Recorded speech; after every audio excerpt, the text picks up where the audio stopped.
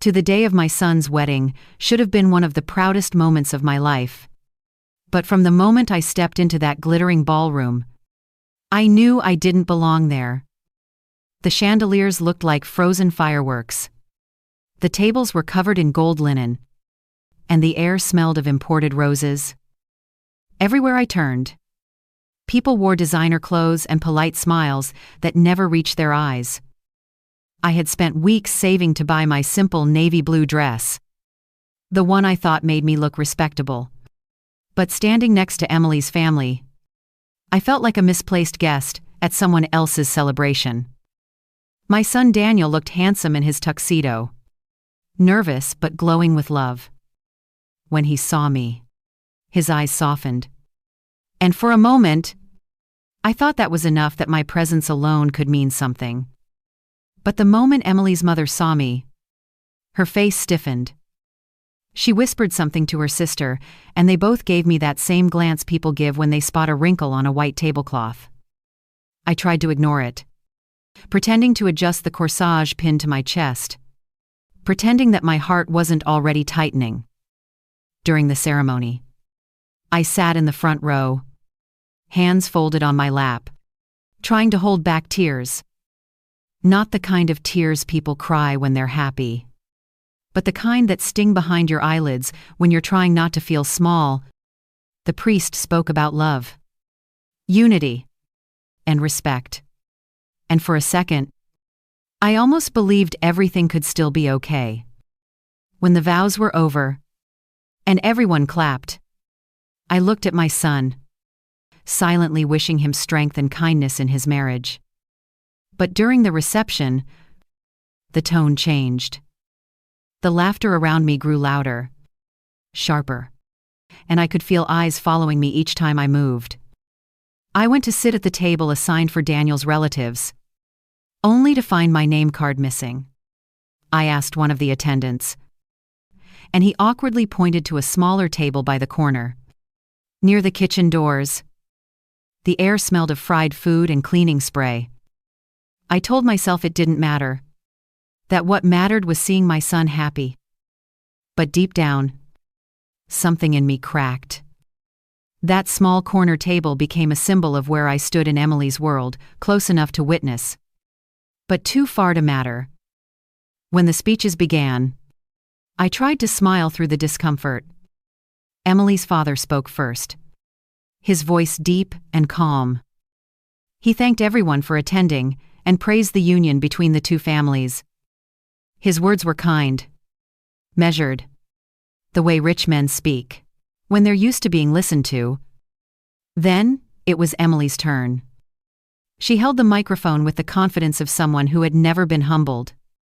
She talked about love, partnership, and the future they'd build together. Then turned toward me and said something that made the room go silent for a second before bursting into polite laughter.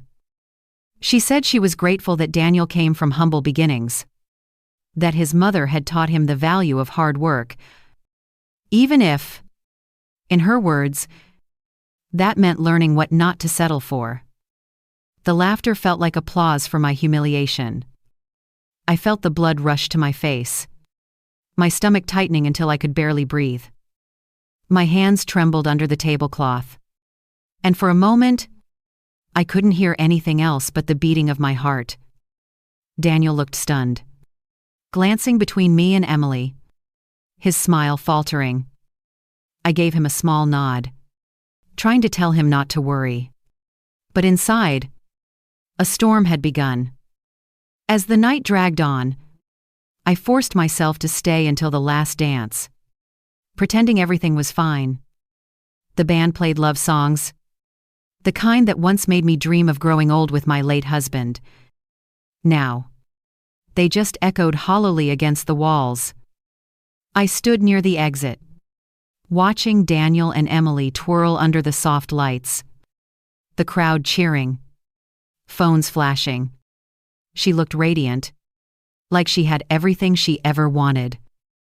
He looked tired, as if he already sensed the weight of what had married into. I clutched my small purse tighter, the one Daniel had bought me years ago for Mother's Day, and whispered a quiet wish for him. When the music ended and the guests began to leave, I slipped out into the cold night without saying goodbye. The air outside smelled of rain and roses, and the city lights blurred through my tears. I walked slowly to the bus stop, the sound of laughter still echoing behind me. That night, under the dim streetlight, I promised myself one thing: I would never let that humiliation define me. But I didn't know then that fate was already moving quietly, and someone from that same night would soon change everything I thought I knew about justice, dignity, and second chances. The morning after the wedding felt heavier than I expected. The sun poured through my kitchen window, but instead of warmth, it felt like a spotlight on everything I didn't want to face. The navy blue dress hung over the back of a chair, wrinkled, smelling faintly of perfume and embarrassment. I made coffee, the way I always did, pouring it into the chipped mug my husband once used every morning. As I stirred in the sugar, my reflection in the dark liquid looked older, smaller somehow. I had spent my whole life building dignity out of simple things: honesty, hard work, love, and in one night, a young woman's careless words had stripped that away. I tried to shake it off, to tell myself I was being too sensitive. But humiliation has a way of echoing. Every time I blinked, I saw the smirk on Emily's face, the polite laughter from the guests, the look of pity in Daniel's eyes. When the phone rang, my heart leapt, hoping it was my son calling to check on me. It wasn't. It was Emily's mother, her voice sharp and sweet at the same time. She thanked me for attending the wedding and mentioned how grateful they were that Daniel had found such a good family to marry into. Her tone dripped with condescension, every word polished like glass meant to cut. I said as little as possible before hanging up, my hand trembling on the receiver.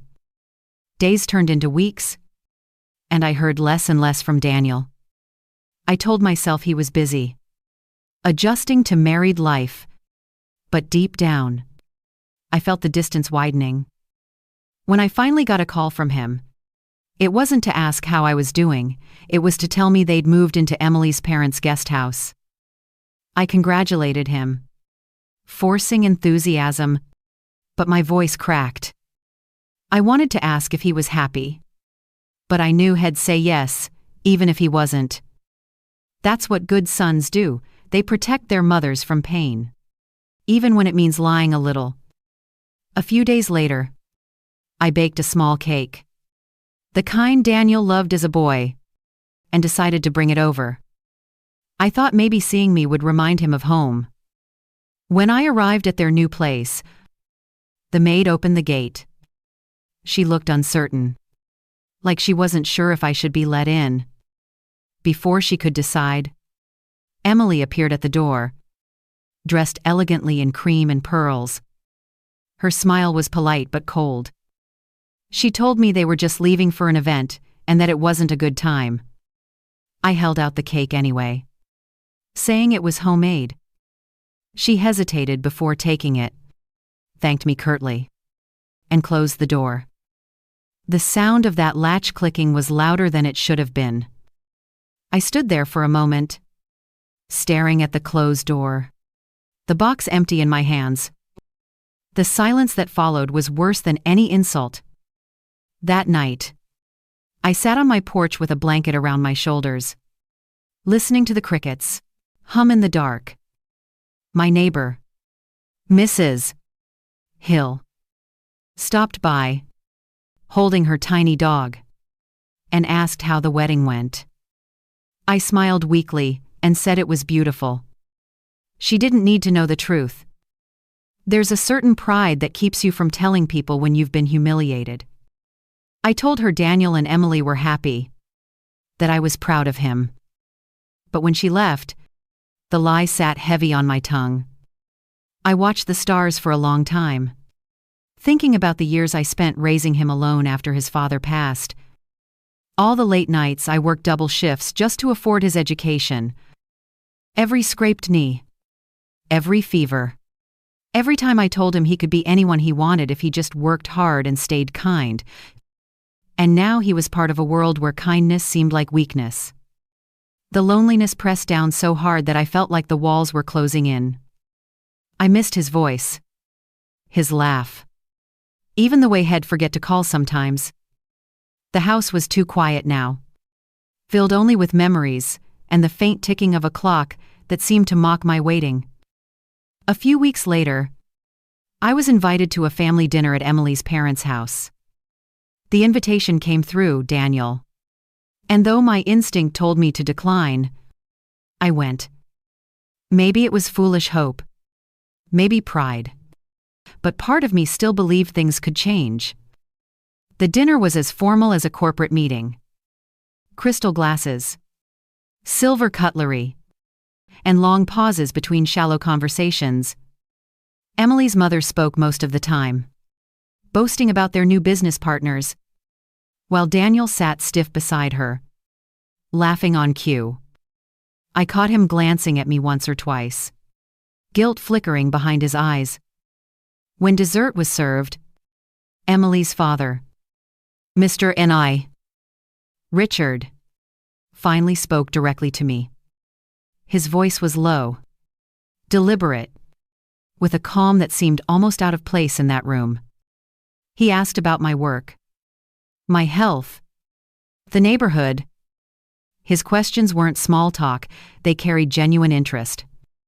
There was a warmth in his tone that no one else at that table had. I noticed Emily and her mother exchanging glances, clearly uncomfortable with his attention toward me. But I didn't mind. For the first time in weeks, I felt seen, not judged. As the evening ended, Mr. N.I. Richard walked me to the door himself. He paused for a moment and said quietly that he admired my grace, that not everyone could have handled that wedding the way I did. Then he added, almost to himself, that sometimes people forget who truly has dignity until life reminds them. I didn't know what he meant then, but his words stayed with me long after I left. The days after that dinner stayed with me like a faint echo I couldn't shake. I replayed Mr.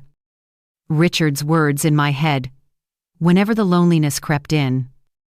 There was something about the way he said them, calm and steady, as if he had seen the world long enough to know that truth doesn't always need to shout to be heard.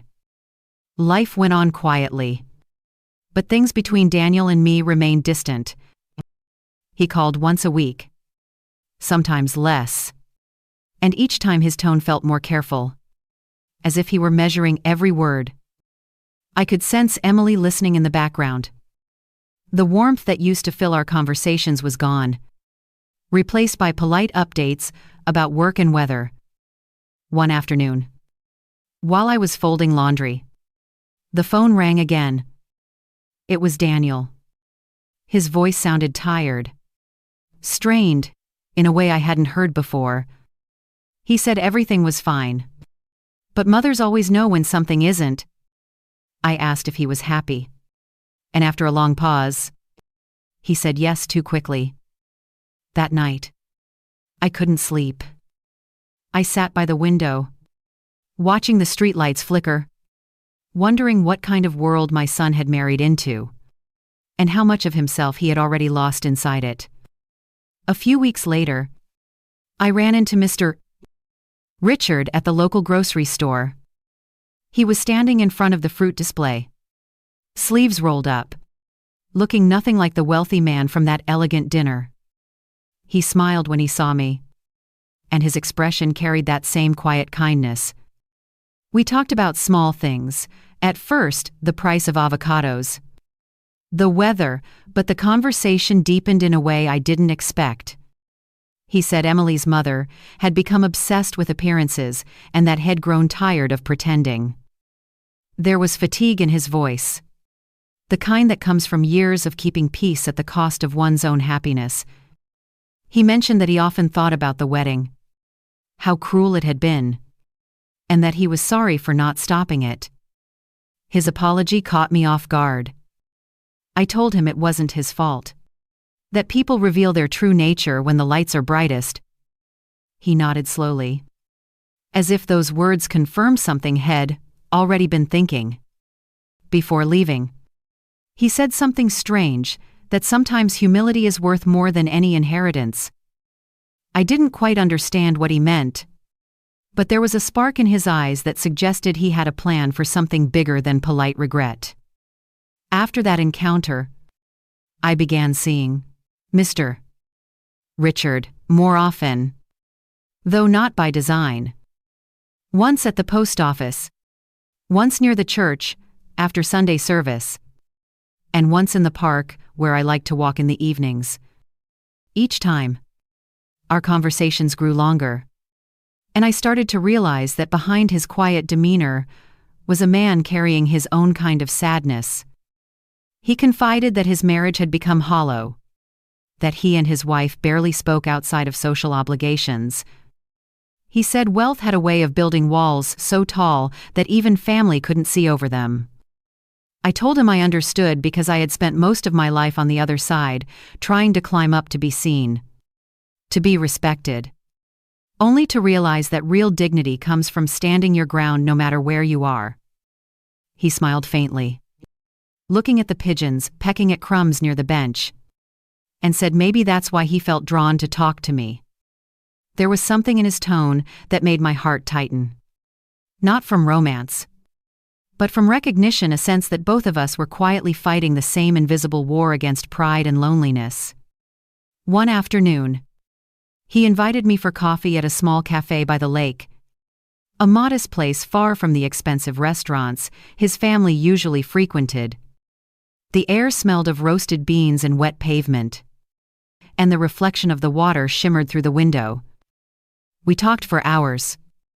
He told me he was working on a new business partnership with an investor. He deeply respected a man who had made his fortune abroad and was now returning to invest locally. He didn't mention a name, only said that the man believed in integrity over status. Then, his eyes softened, and he asked about my late husband. I found myself telling him stories I hadn't shared in years, how we met in a small library, how he used to leave notes in my lunchbox, how he never let me doubt my worth, even when money was tight. Richard listened quietly, his gaze steady, as if every word mattered. When we said goodbye, he thanked me for reminding him that sincerity still existed. As I walked home, the wind carried the faint scent of jasmine, and for the first time in a long while, I felt something lighter than pain. I didn't know it yet, but that simple afternoon by the lake would mark the beginning of a shift, a small ripple that would soon grow into a wave, powerful enough to turn every humiliation I'd endured into something I could finally rise above. The weeks that followed were strangely quiet. The kind of silence that sits heavy in a house once filled with laughter. I tried to distract myself with small routines: watering the lane, plants, cleaning the kitchen twice a day, baking cookies for neighbors, but my thoughts always drifted back to Daniel. I hadn't seen him since the wedding dinner. I knew he was alive. Of course. His name appeared in the newspaper once beside an article about his wife's family company hosting a charity gala. The photo showed Emily beaming, her arm hooked through Daniel's, his smile thin and distant. He looked polished, well-dressed, but there was something off in his eyes, a tension I couldn't ignore. A few days later, I received a short message from him, thanking me for a birthday card I'd mailed. There was no mention of coming by. "No, I miss you, Mom." Just a polite note, the kind you send to a stranger. I read it 3 times before folding it neatly and placing it in my drawer beside the few keepsakes of his childhood. That night, I sat at the table staring at an empty chair and whispered to myself, "NES still, my boy. He just lost his way for a while." Then one rainy evening, my phone rang again. It was a number I didn't recognize. When I answered, Daniel's voice came through low, unsteady. He said he was fine. That work was just stressful. But I could hear something breaking behind his words. The conversation didn't last long. He hung up abruptly after saying he had to go. I stayed there holding the phone long after the call ended, listening to the static hum as if it could tell me what he couldn't say. Something was wrong. I could feel it. The next morning, I decided to visit him, unannounced. I baked his favorite casserole, the one he always asked for when he was a boy, and took the bus across town to their gated community. The guard looked hesitant but eventually let me through when I said I was family. The house looked more like a museum than a home. Tall, immaculate, lifeless. I knocked and waited. Emily opened the door wearing silk pajamas. Her hair perfectly done, as if she'd just stepped out of a magazine. The smile she gave me didn't reach her eyes. She said Daniel wasn't home, that he'd left early for a business trip. But her voice wavered slightly. I caught sight of his jacket on the coat rack behind her. I didn't press. I just handed her the casserole and said softly that he should eat something warm when he got back. She took it without thanking me and closed the door. As I walked away, I caught my reflection in their polished window, a tired woman clutching an empty dish, fading into the background of a world that never wanted her. That weekend, I ran into Mr. Richard again at the farmer's market. He looked weary, as though he hadn't slept well in days. When I mentioned Daniel, his expression darkened. He said he'd been noticing changes in his daughter and son-in-law too. He told me quietly that Emily had become increasingly controlling, that Daniel seemed like a man walking on eggshells. His words pierced through the thin hope it'd been holding. I asked if he thought Daniel was in trouble. He didn't answer directly, but he said he'd seen enough marriages fall apart behind closed doors to know when something was wrong. He promised to keep an eye out. Then he added, almost hesitantly, that his new business partner, the same millionaire he had mentioned before, was returning to town soon, and he thought I should meet him. He said the man had a way of seeing people for who they truly were. I smiled politely, unsure what he meant, but something in his tone made me trust him. Maybe because it was the first time in months someone had spoken to me with genuine concern rather than pity. A few days later, I received a handwritten note in my mailbox. The handwriting was neat, elegant. It was from Mr. Millionaire, Richard. He invited me to dinner the following week at a small restaurant near the lake, saying he wanted to introduce me to someone who could change a few things. The phrase lingered in my mind all day. That night, I stood by my mirror trying to decide what to wear, feeling both nervous and strangely hopeful. I chose a simple cream blouse and a soft gray skirt, the kind of outfit that felt honest to who I was. As I looked at myself, I noticed the faint lines around my eyes, the quiet strength that comes from surviving too many storms. Maybe dignity wasn't about how others saw you, but about how you refused to let their cruelty harden your heart. When I arrived at the restaurant, the air smelled of rain and pine. Mr. Richard stood waiting by the entrance, smiling warmly. And beside him was a man whose face pulled me backward through time, someone I hadn't seen in decades. Someone who once made me believe that kindness and courage could build a whole life. In that single heartbeat, I understood what Richard meant when he said things were about to change. When I stepped into that cozy restaurant by the lake, my heart stumbled between surprise and disbelief. The man standing next to Mr. Richard looked older. Of course, his hair now touched with silver. The lines around his mouth deeper, but his eyes were unmistakable. Those were the same warm, steady eyes that once watched me walk away at a bus stop years ago when I was too young, too proud, and too scared to follow him. His name came out of Mr. Mitor Preety. Richard's mouth, like the closing of a forgotten chapter. Henry Lawson. My breath caught for a second, and I felt the air thicken around me. Henry extended his hand.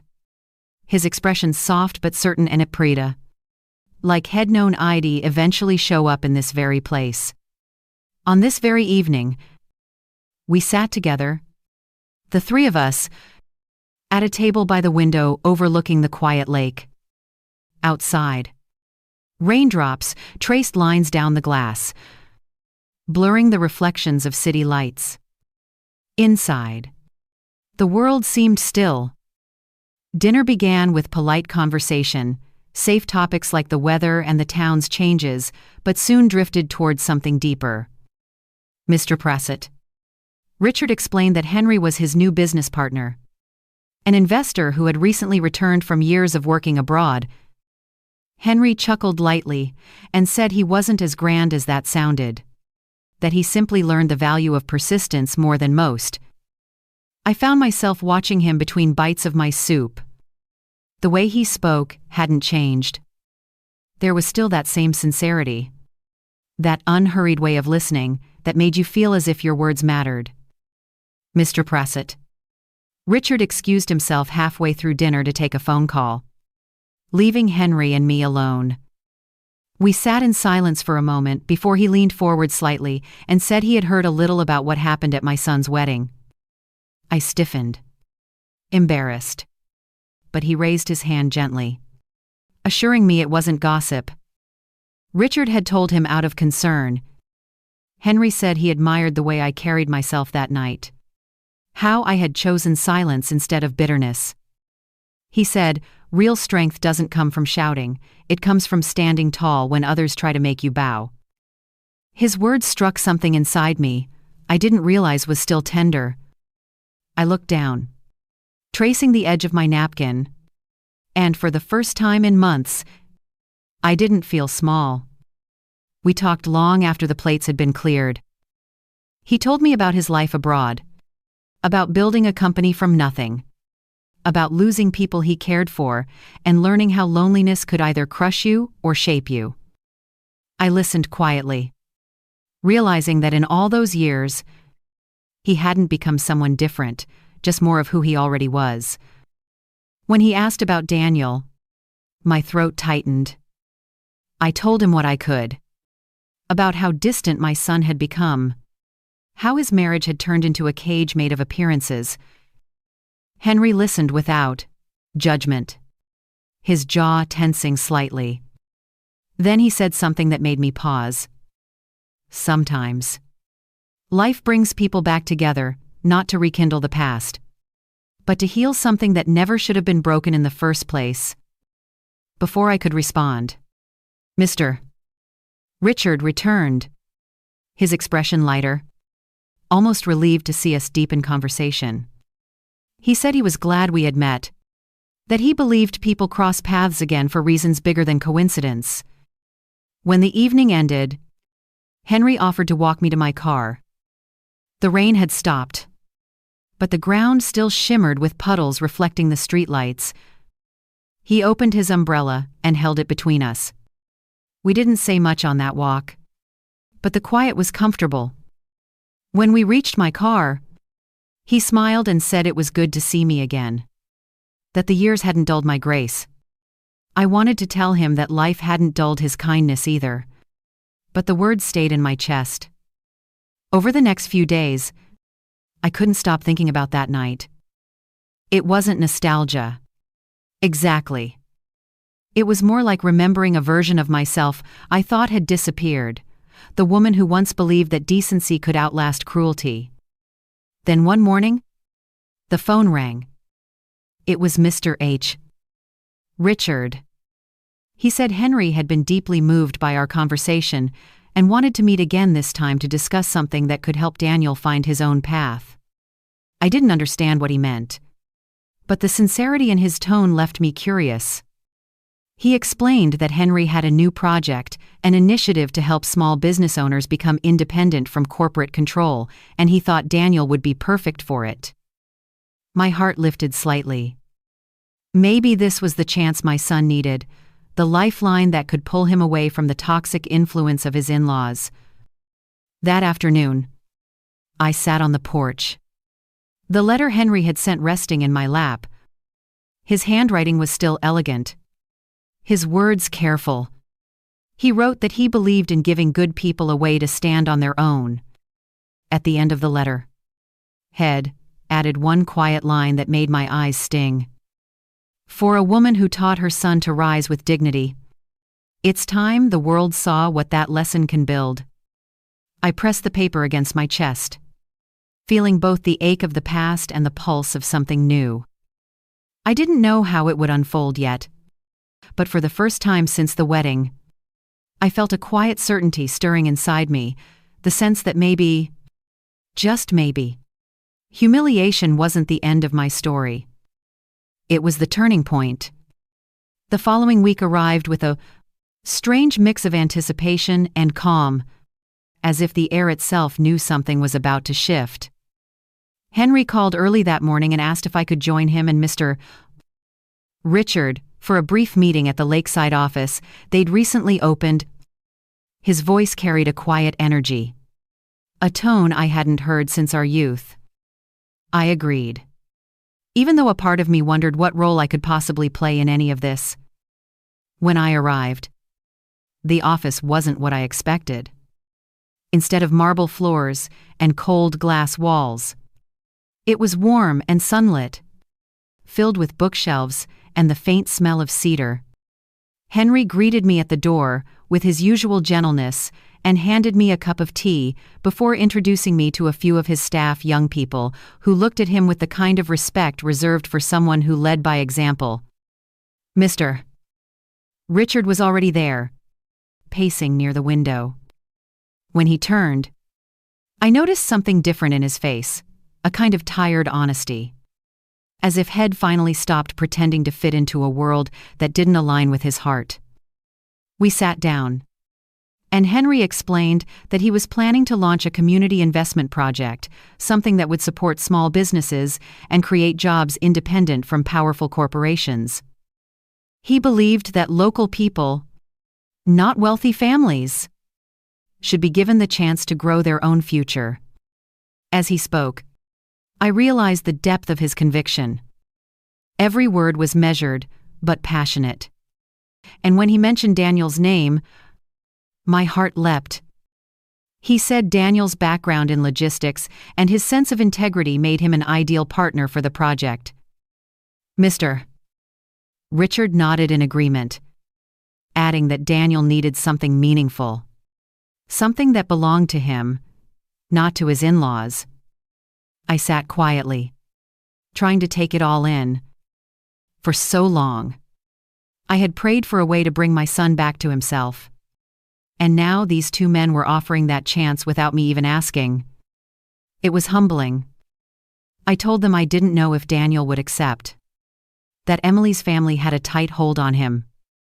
Henry smiled softly and said, "Then well, just have to remind him of who he is." Something in his tone made me believe him completely. Later that afternoon, as I walked home along the lakeside path, the world felt lighter. The water shimmered under the sun, and the air smelled of pine and distant rain. For months, I had been walking through days like someone carrying invisible weight. But now it felt as if someone had finally reached out and lifted a piece of it away. I stopped by the bakery to buy a loaf of bread and saw my reflection. In the glass window, my face softer, less burdened. Maybe this was what hope looked like.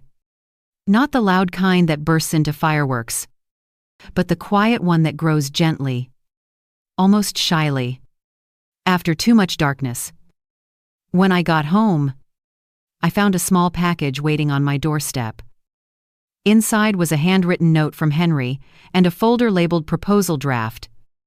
The note said only one line: "For Daniel, so he remembers that freedom is something worth building."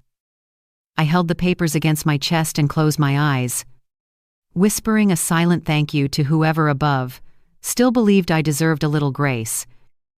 That evening, I called Daniel. His voice was hesitant at first, like someone afraid of what he might hear. I told him there was an opportunity waiting for him, something honest, something his own. I didn't mention Henry yet. I wanted him to see it for himself, before any names were attached. He sounded doubtful, said Emily. Probably wouldn't approve of him taking on new commitments. I could almost hear the hesitation in his breath, the way fear had settled into his decisions. I told him he didn't need anyone's permission to rediscover himself. For a long time, he said nothing. Then finally, he whispered that he missed me.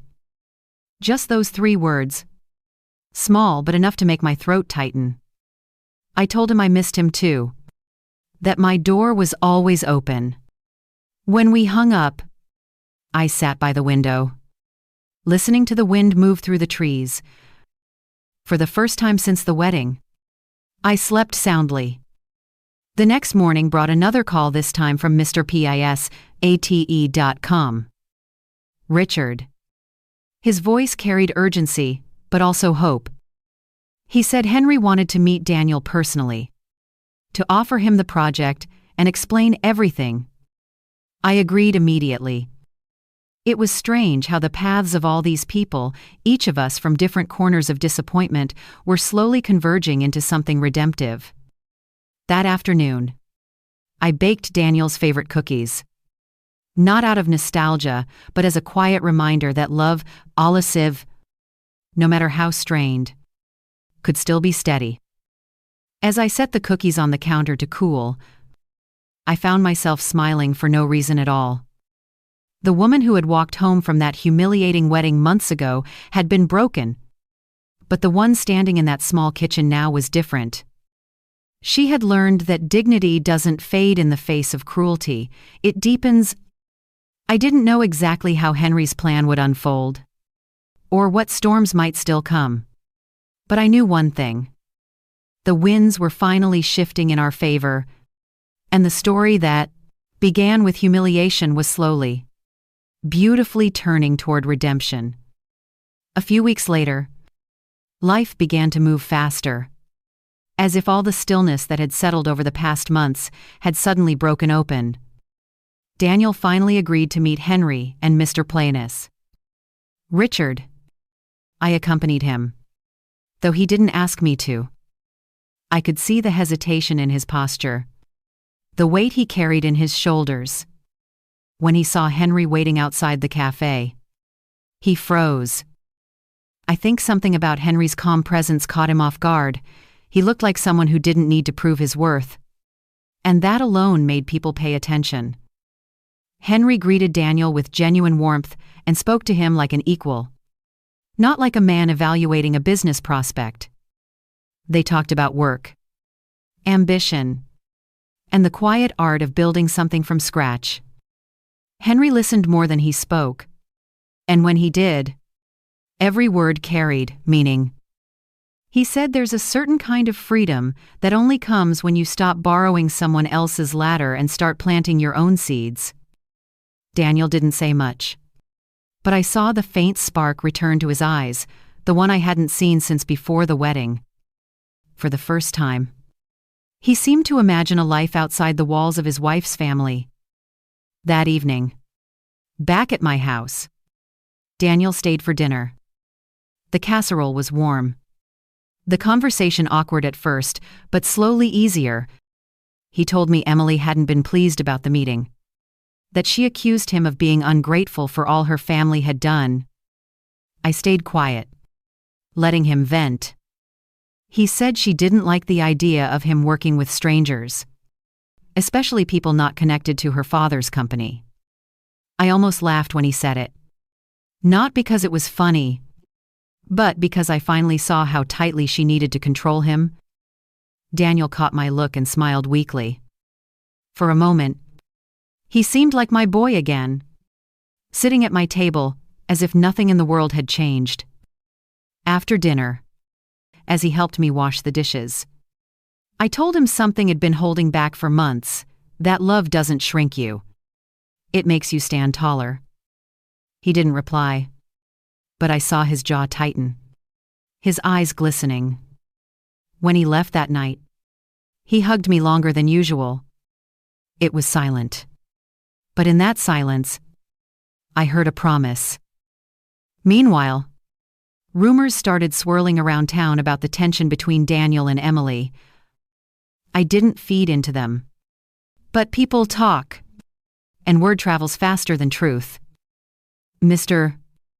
Richard confided that his wife had become restless, worried about losing face if their daughter's marriage fell apart. He said Emily's mother cared more about social standing than her own peace. And that kind of vanity always demanded a price. He sounded weary, like a man who had grown tired of holding up walls that no longer protected anything worth saving. I told him I was sorry he had to live in that kind of coldness. And he smiled faintly, saying he envied the warmth of my small home. There was something bittersweet about hearing that a wealthy man longing for the simplicity I had always been ashamed of. Before we parted, he warned me to be careful. He said his wife had begun asking questions about Henry and about me, spinning her own theories. I thanked him and told him I wasn't afraid. Truth, I said, only scares those who depend on lies. Then came the night, everything began to unravel. Daniel called me late, his voice shaking. Emily had confronted him about Henry's offer, accusing him of betraying her family. He said the argument escalated, and for the first time, he saw her cruelty without disguise. She told him he was nothing without her connections, that she had lifted him into a world he didn't deserve. I could hear the pain in his voice. But beneath it, there was also something fierce anger mixed with clarity. He said he was done. He couldn't live like that anymore. He packed a few bags and told me he was coming home, at least for the night.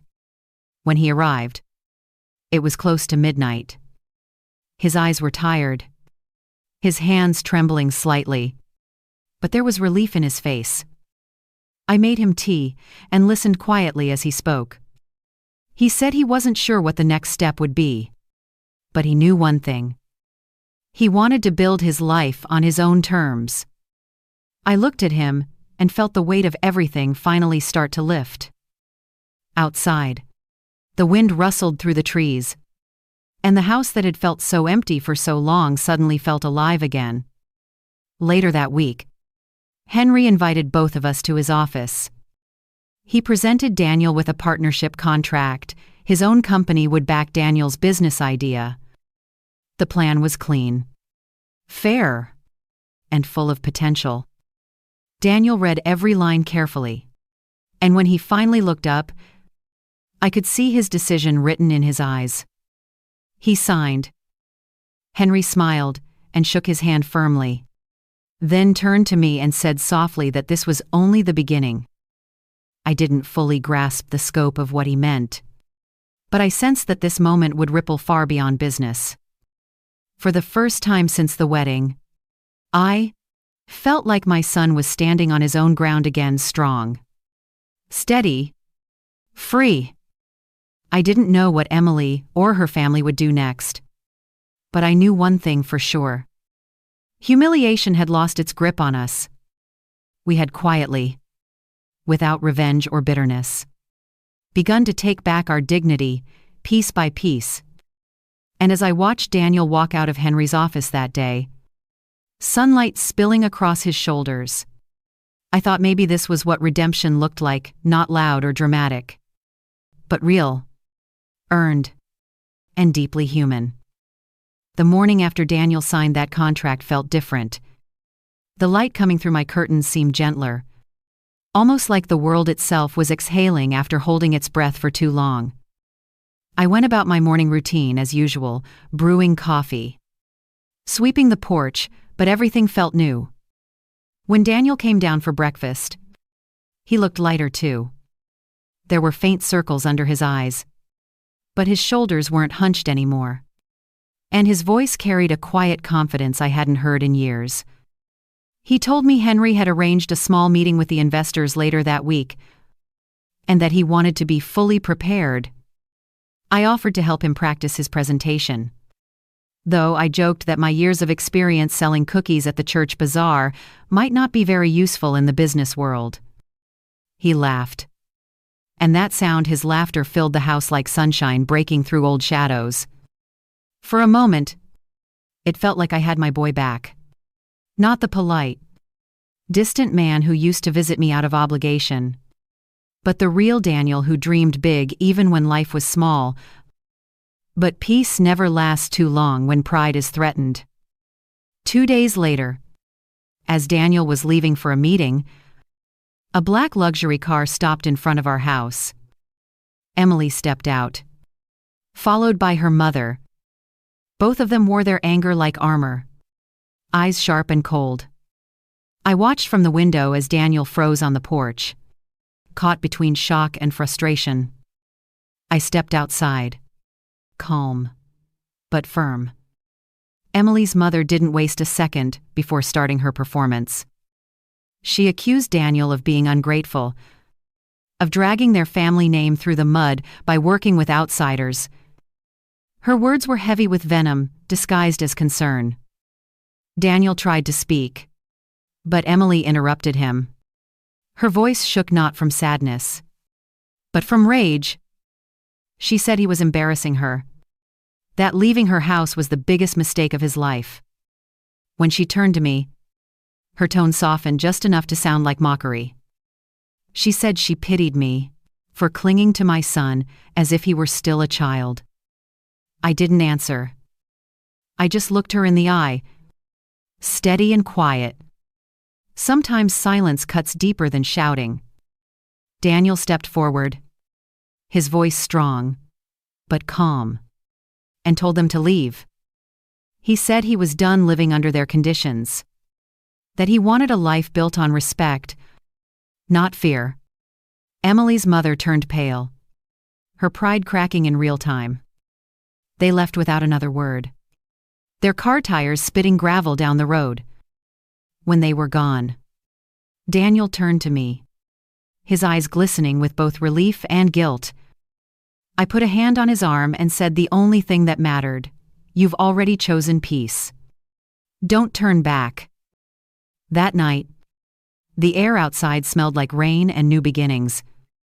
Mr. Richard called and asked to meet us at the cafe by the lake. When we arrived, he looked uneasy but resolved. He said his wife was furious, threatening to cut Daniel out of future family dealings. Then, after a pause, he admitted something that surprised both of us. He said Head already decided to separate from her. Head had enough of her cruelty, her obsession with appearances, her disregard for people's hearts. He said, watching Daniel stand up for himself reminded him of the man he used to be. I didn't know what to say. I just listened as he talked about years of silence, of pretending that wealth meant happiness. His confession wasn't loud, it was tired, honest, and raw. Then he added that he wanted to support Daniel's new project personally. Not as an investor, but as someone who believed in him. I saw Daniel's eyes widen, emotion flickering between gratitude and disbelief. Henry had been right all along. This was never just about business. It was about redemption, spreading like light, from one wounded heart to another. A few days later, Henry hosted a small dinner at his home to celebrate the official start of Daniel's new company.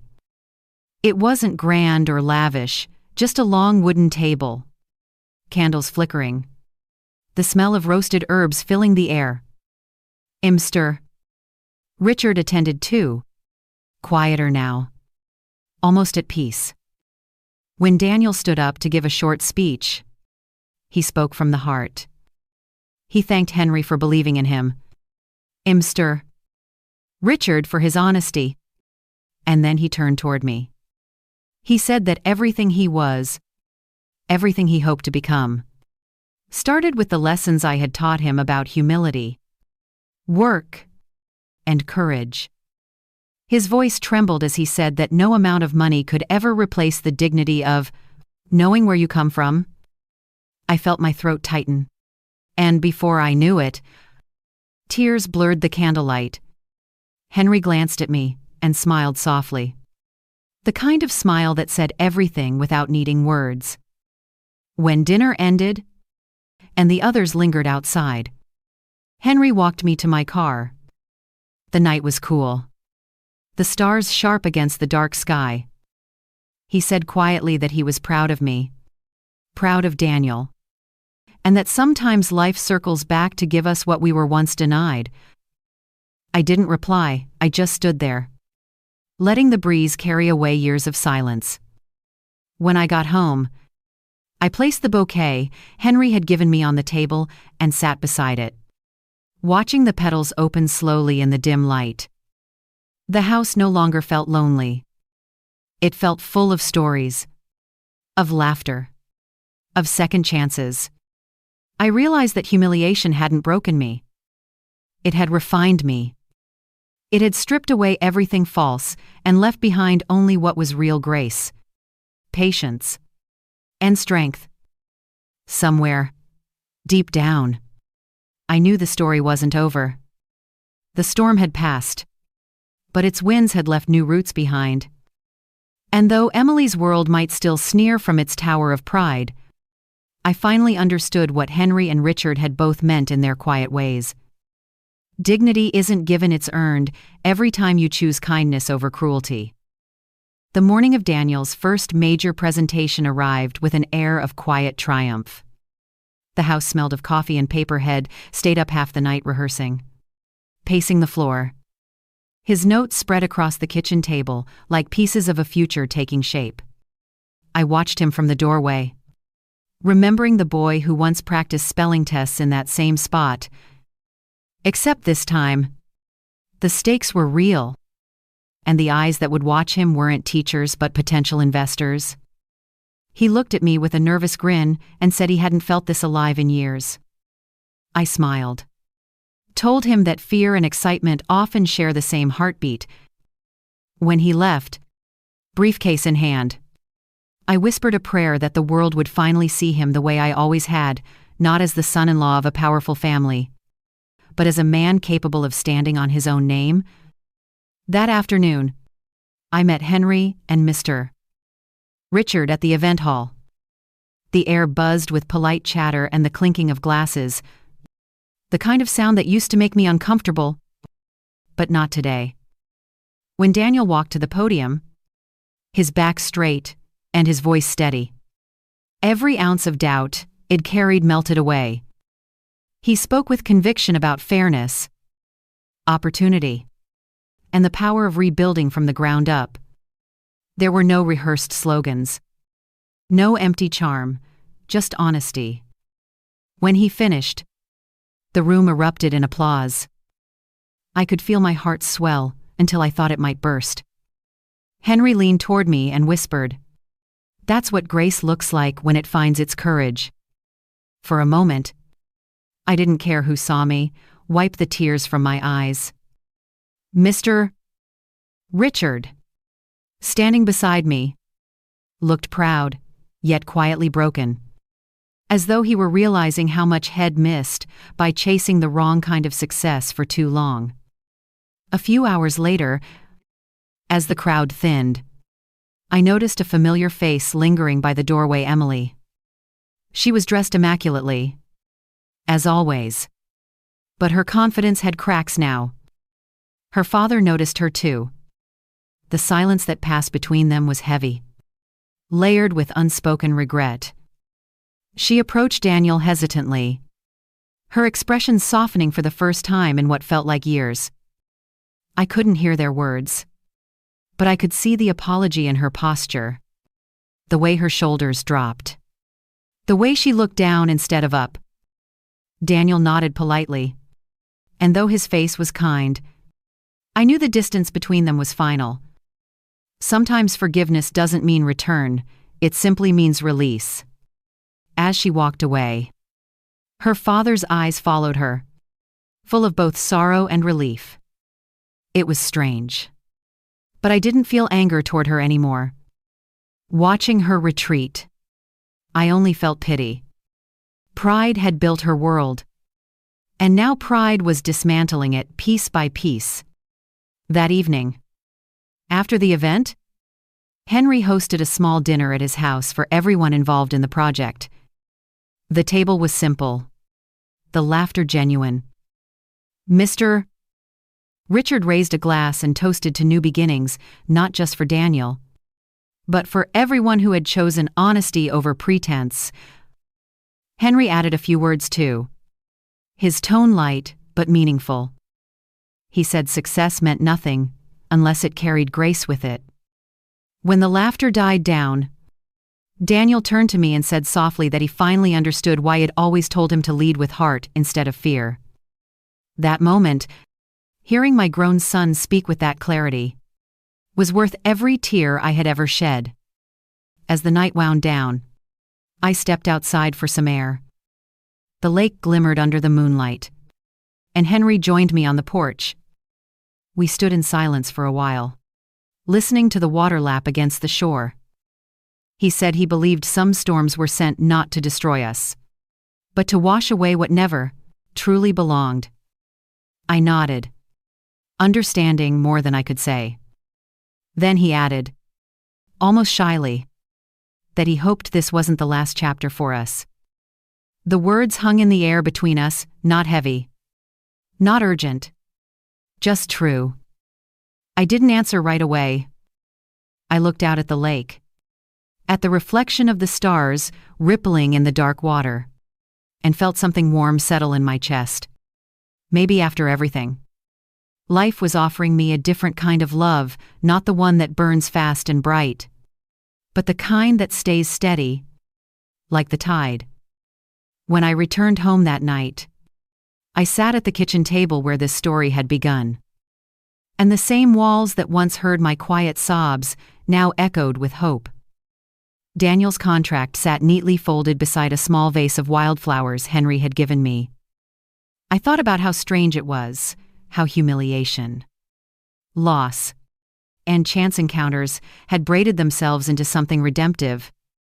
The woman who once stood in a corner at her son's wedding, invisible and ashamed, now sat here as proof that dignity doesn't die in the face of cruelty, it simply waits for the right moment to rise. Tomorrow, the work would continue. There would still be obstacles, whispers, and doubts. But tonight, in that small, quiet kitchen, I let myself breathe. I let gratitude fill the spaces where bitterness used to live. Outside, the first light of dawn began to touch the sky, soft and gold, and I realized something simple yet profound. Even after the darkest humiliation, life has a way of finding its way back to grace. A few days after the presentation, the house filled with visitors again, but this time not out of gossip or pity. Neighbors came by carrying small gifts, flowers, fruit baskets, warm smiles. Some of them had heard about Daniel's success and wanted to congratulate him. Others came simply to tell me they were proud. Their words felt genuine, their tone kind. For so long, people had looked at me with a mixture of curiosity and quiet judgment, whispering about how I'd been humiliated at my son's wedding. Now, those same voices spoke with respect. I didn't hold it against them. People often believe whatever story is told the loudest. And back then, Emily's family had all the microphones. But truth has a way of finding its way through the cracks, even when you least expect it. That afternoon, I baked a pie and sent it to Henry's office with a short note that said only, "For everything you've done, thank you for helping us breathe. Again." The next morning, I received a call from Mr. NIS. Richard. His tone was calmer than I had ever heard before, like a man who had finally set down a burden had carried too long. He said his separation was official and that he was planning to move out of the mansion to a smaller place near the countryside. He laughed softly, almost self-conscious, saying that maybe it was time he learned how to live without staff and formality. Then he added, in a quieter voice, that he hoped to live with a little more peace and a little less pride. I told him he deserved that. Before hanging up, he said something that stayed with me all day, that meeting people like me and Henry had reminded him that wealth without compassion was just a different kind of poverty. After the call ended, I sat for a long time by the window, watching the leaves outside dance in the breeze. Life, I thought, has a funny way of circling back, of bringing people to their knees not to punish them, but to teach them humility. Later that week, Henry stopped by my house.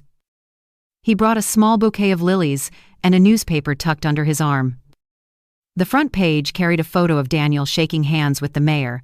His company's first partnership had been approved, officially recognized for supporting small entrepreneurs in the region. Henry placed the paper on the table, smiling that quiet, steady smile of his.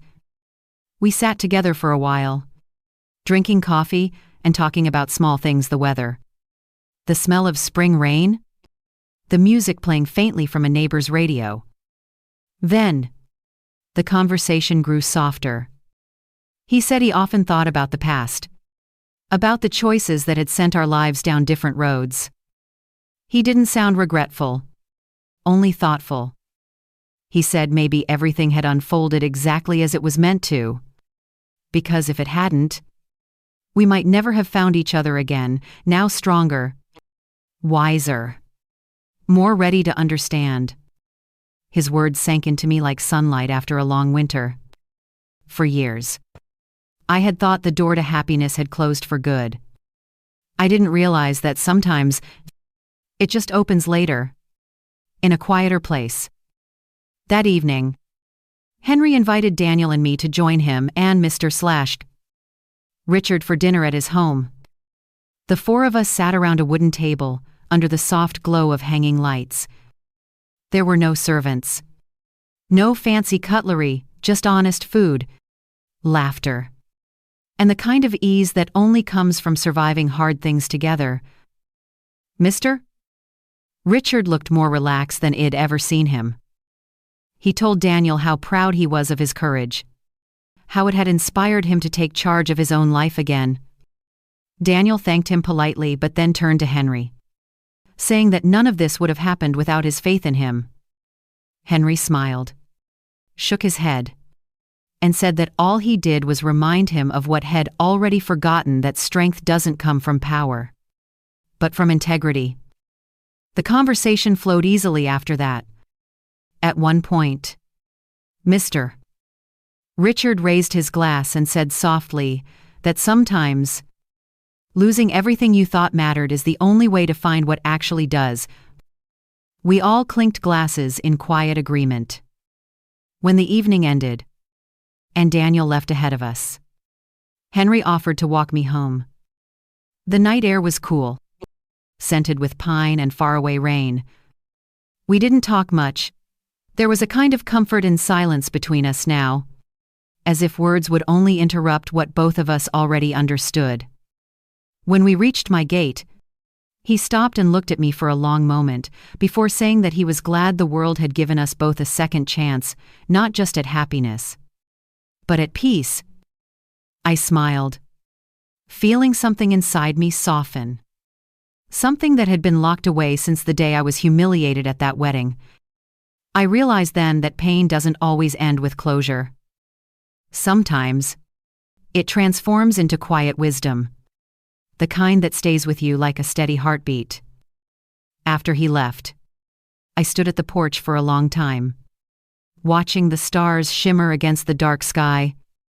The house behind me was no longer a place of loneliness. It was alive again, filled with stories of resilience and redemption.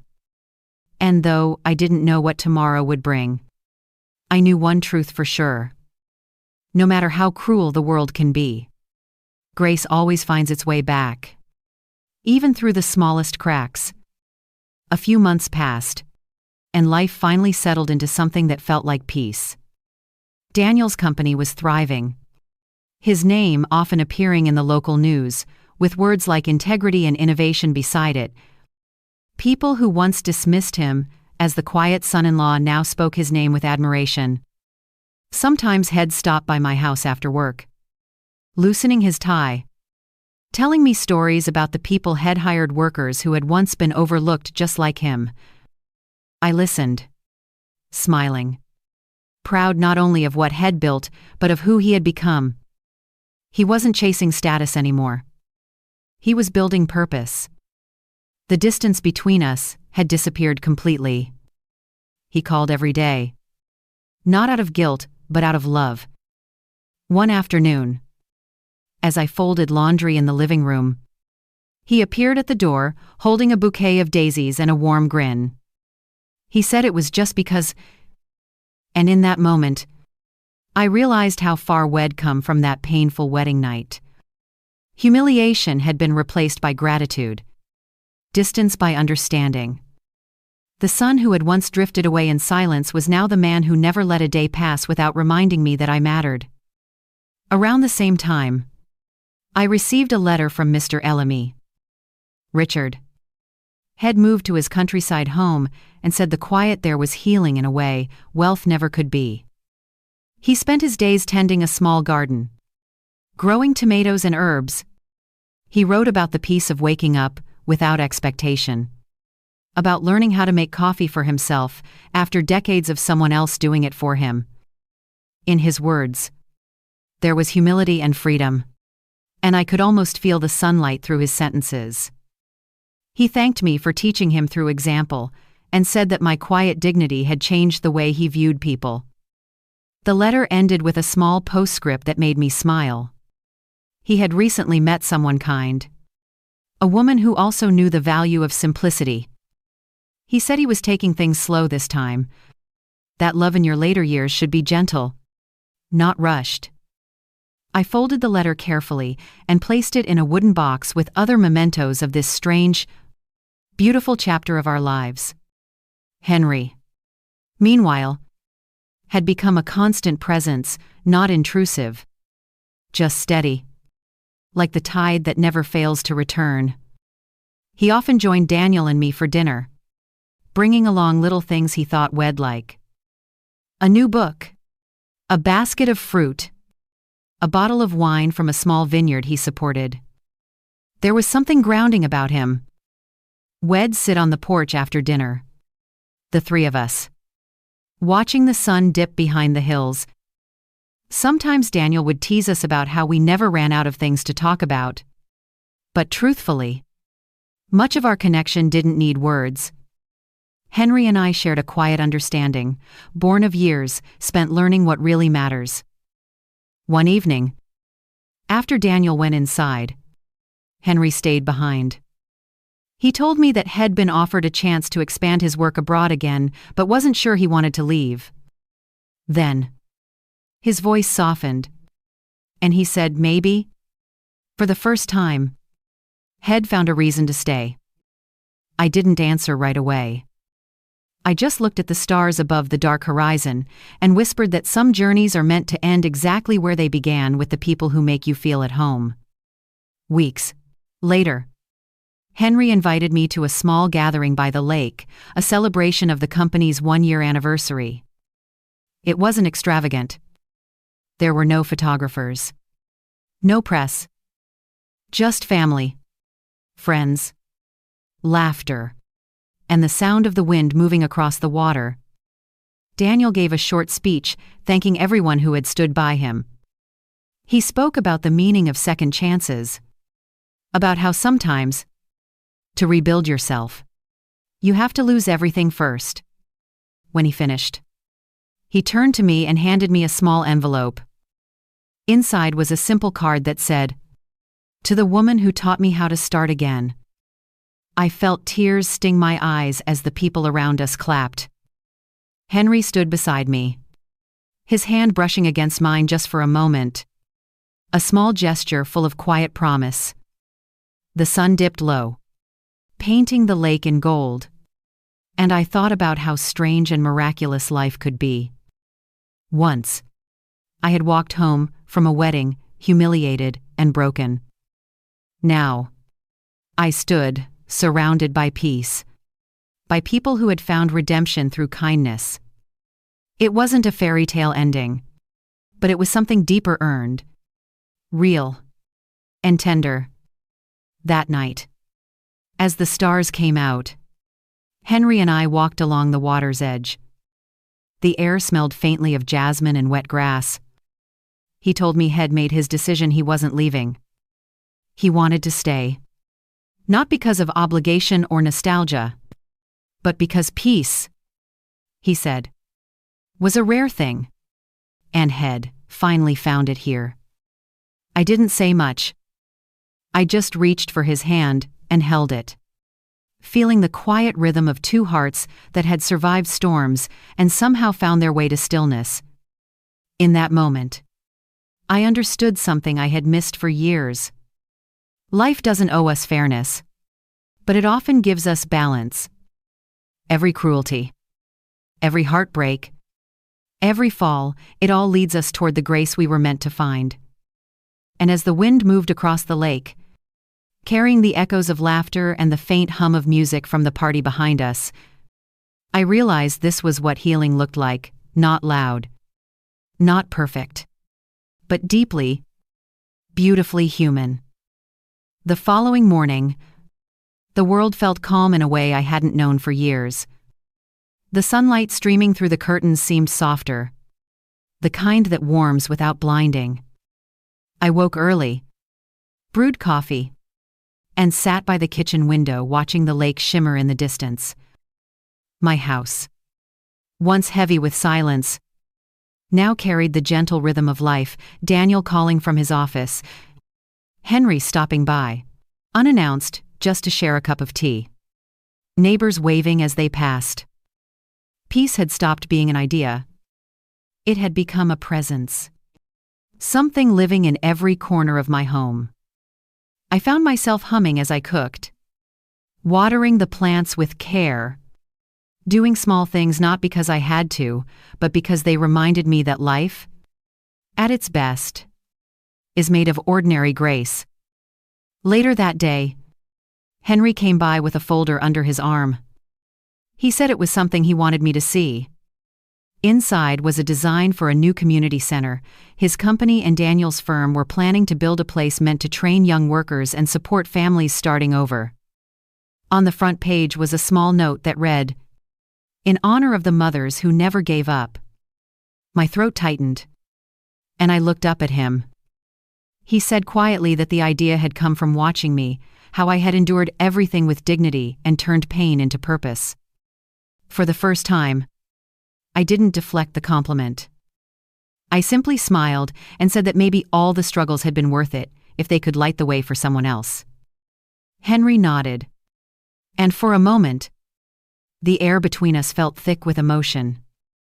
Then, as if sensing I needed to breathe, he changed the subject, talking about the garden he wanted to plant behind the center, a space filled with benches, flowers, and open sky. He asked if it'd help him choose the trees.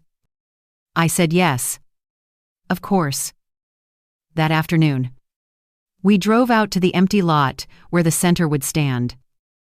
The air was fresh, and the ground smelled of rain and new beginnings. As we walked the field, I imagined children running here, families gathering, lives being rebuilt, one step at a time. Henry stopped beside me and said softly that this would be our shared legacy, not of wealth or success, but of kindness. I turned to look at him, and the sunlight caught the silver in his hair. It struck me then how extraordinary it was to stand beside someone who saw not my scars but my strength. We stayed there for a long time, just listening to the wind. That evening, Daniel came by for dinner. He looked happier than I'd ever seen him. His company had just signed another major deal, and the local paper planned to run a feature about his work with Henry's foundation. But what made me proudest wasn't the success, it was the humility in his voice when he spoke about it. He said he wanted to use his position to help others, to give back, the way people had once helped him. As we ate, he talked about starting mentorship programs for young professionals who felt stuck or overlooked. I watched him, marveling at how much he had grown, not just in stature, but in heart. When the dishes were cleared, he pulled out an envelope and handed it to me. Inside was a plane ticket. Confused, I looked up, and he smiled. He said Henry had insisted that we all take a short trip to a quiet seaside town a few hours away to rest before the next phase of the project began. He called it a celebration of healing. I laughed, touched by their thoughtfulness. It had been so long since anyone had planned something just for me. For years, I had lived on the edge of everyone else's lives, supporting, waiting, surviving. Now, for the first time, I was being included in joy. When we arrived at the seaside that weekend, the air smelled of salt and promise. The ocean stretched endlessly, waves folding and unfolding like time itself.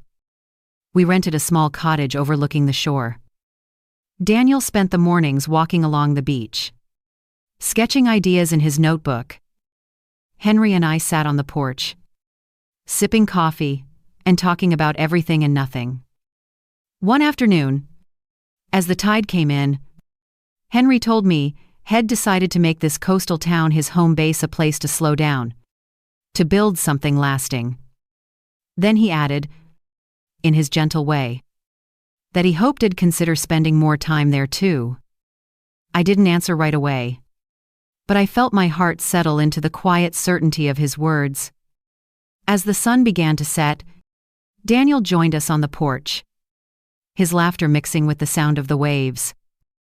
In that golden light, I realized something simple yet profound. Life had not only returned what it lost, it had given me more than I ever dreamed possible.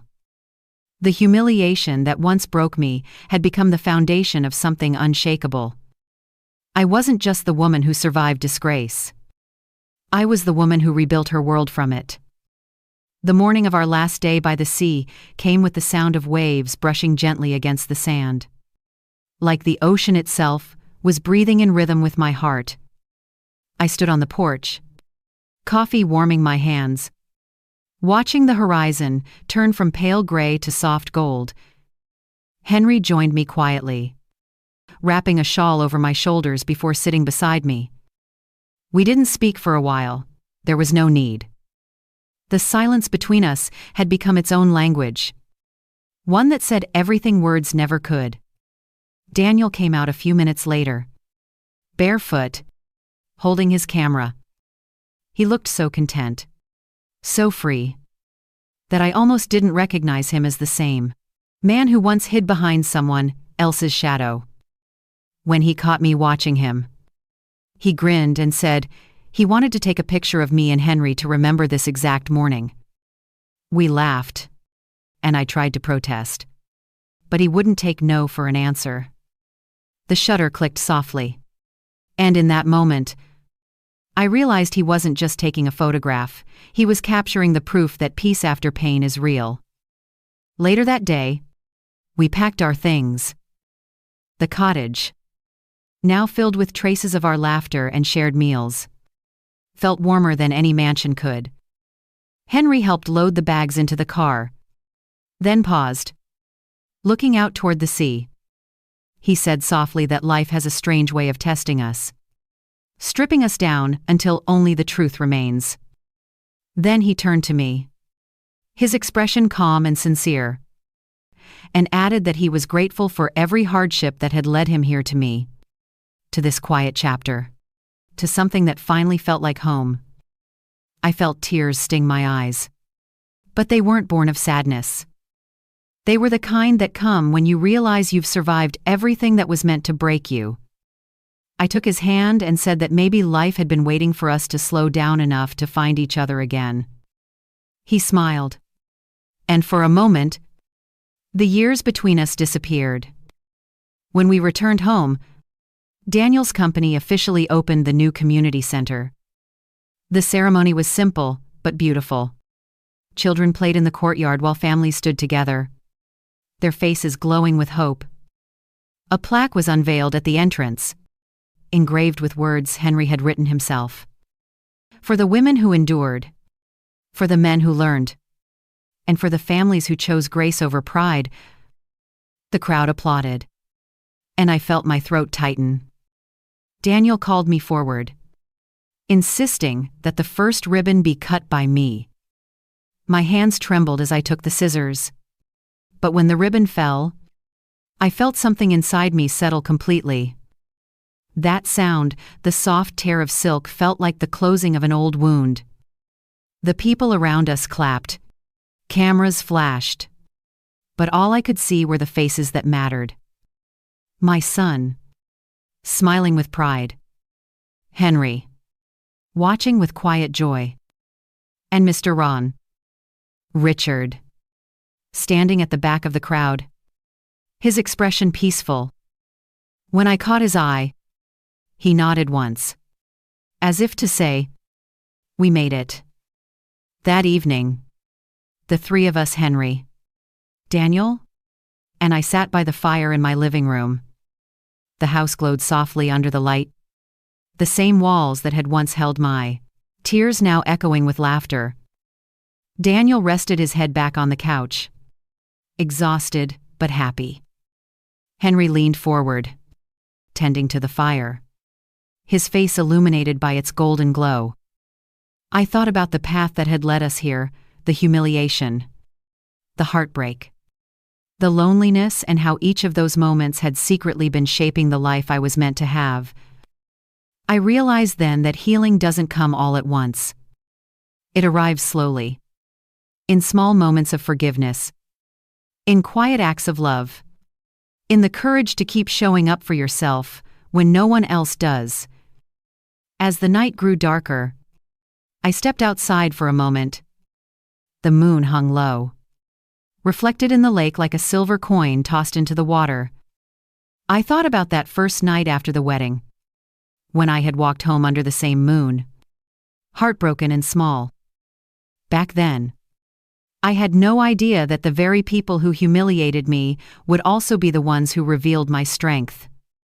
That every cruelty would carve space for compassion. That every loss would make room for better things to come. The wind brushed against my face, and for the first time in a long time, I whispered a prayer, not for revenge, not for justice, but for gratitude. Because even though life hadn't gone the way I expected, it had given me something far greater. A chance to rise with dignity, to love without fear, and to prove that grace can rebuild what pride once destroyed. When I went back inside, Henry looked up from the fire and asked softly what I'd been thinking about. I smiled and said, "Just how strange it is that pain can turn into peace if you wait long enough." He nodded, reached out, and took my hand. And as the fire crackled between us and Daniel dozed off with a faint smile, I knew the story had come full circle.